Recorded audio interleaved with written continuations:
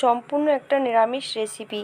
আপনারা হয়তো এমনভাবে কচুরলতি রান্না করে খাননি, বাড়িতে একবার ট্রাই করবেন, খেতে অসাধারণ গরম ভাতে। কুক ইনসাইড ফুডে সবাইকে স্বাগত। আজকে আমি রান্না করব কচুরলতি।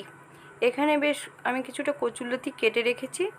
2 ইঞ্চি লম্বা করে আমি কচুরলতিগুলো কেটে নিয়েছি, নিয়ে ধুয়ে নিয়েছি। আমি রান্না করার জন্য একটা কড়াই নেব। কড়াইতে আমি বেশ কিছুটা সর্ষের তেল দিয়ে দিয়েছি। এই রান্নাটাতে সর্ষের তেল ব্যবহার করতে হবে। তেল গরম হয়ে গেছে, এবার আমি 1 চামচের মতন কালো জিরে ফোড়ন দেব।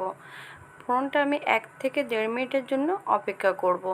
বেশ ফোড়নটা হয়ে গেছে, আমি এবার কচুরলতিগুলো অ্যাড করব। কচুরলতিটা দেওয়ার পরে 4 থেকে 5 মিনিট বেশ সুন্দর করে নেড়ে নিতে হবে। আমি নেড়ে নিয়ে ফিরে এসেছি। এখানে আমি 1/2 চামচ মতন নুন অ্যাড করব।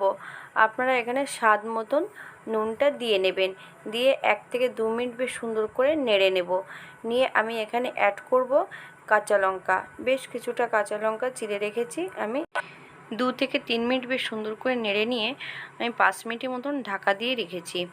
কচুরলতিটা সেদ্ধ হয়ে গেছে, আমি ঢাকা খুলে 1/2 চামচের মতন চিনি অ্যাড করলাম, 1/2 চামচের মতন হলুদ অ্যাড করলাম, 1 চামচের মতন সর্ষে বাটা।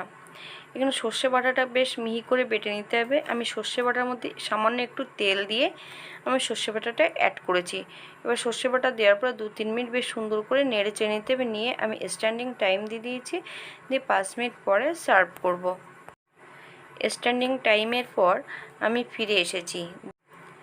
দেখুন, দেখতে অসাধারণ হয়েছে, খেতেও খুব মজা, গরম ভাতে দুর্দান্ত লাগবে। আপনারা বাড়িতে একবার ট্রাই করুন।